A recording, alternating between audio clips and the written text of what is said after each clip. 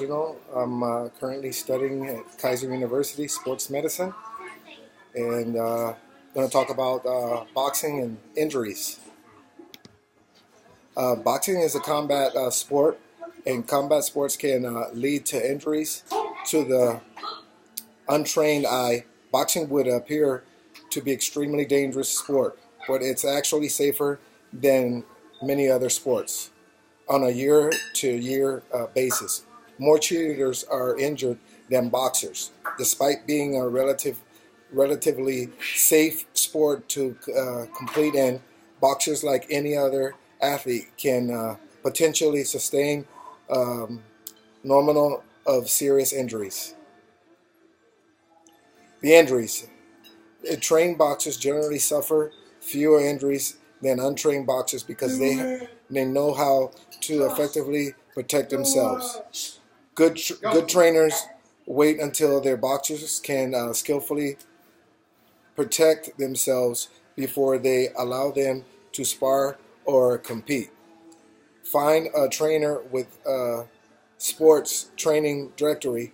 Although experienced fighters can protect themselves better than unskilled boxers, injuries are occurred.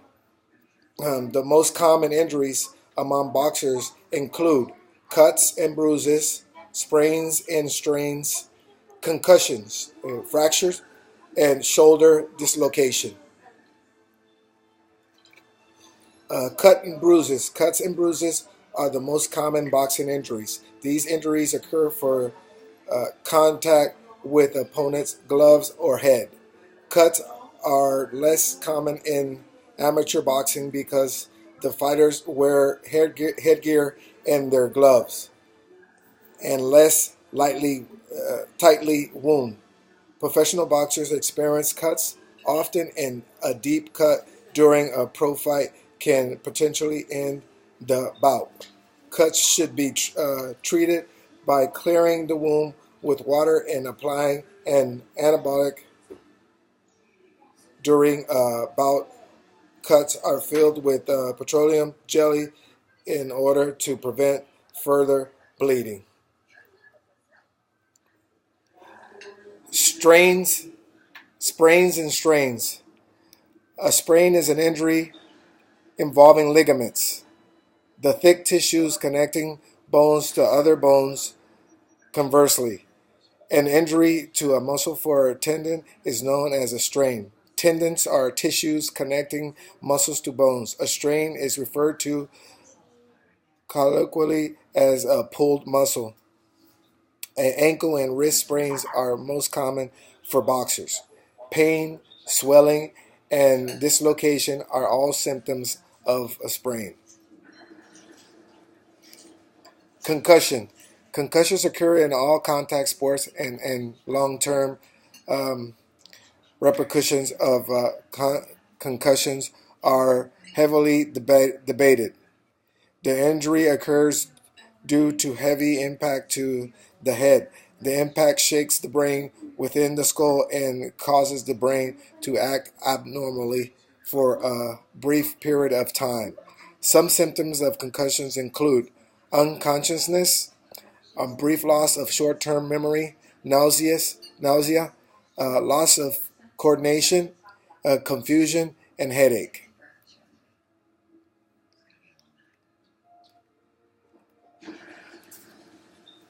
Bone fracture. A bone fracture is also known as a bone break.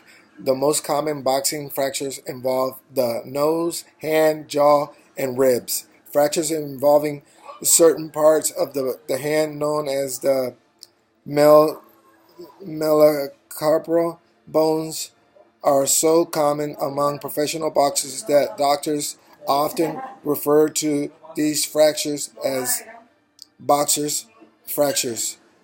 And the metatarsal bones connect the fingers to the wrist and can be displaced with a severe impact. Uh, any form of fracture calls for a trip to the hospital in order to properly diagnose and treat the break. Shoulder dislocation. Boxers sometimes dislocate their shoulders due to improper form or an over exaggerated movement.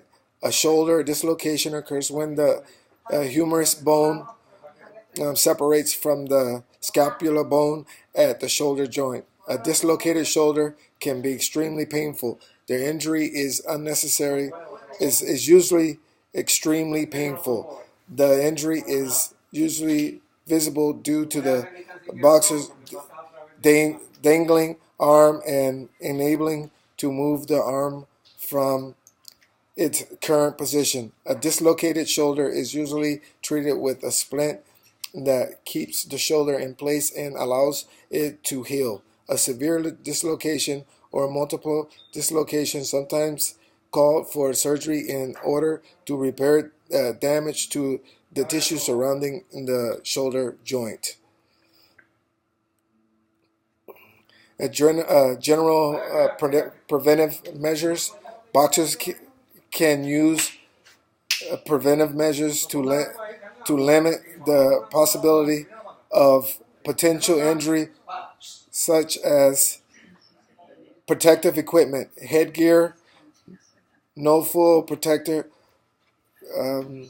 cup, mouthpiece, hand wraps, and gloves weighing at least 16 ounces should be worn during all sparring sessions.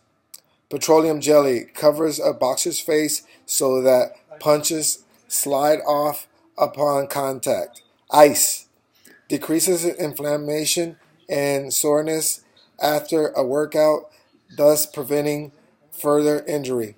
Rest, the number one recovery tool for healing. Stretching should be incorporated at the beginning and end of workouts. Conditioning, fatigue and injury have a strong relationship. A well-conditioned boxer is less likely to suffer an injury. Defense, from an injury standpoint, boxers must be able to protect themselves in the ring.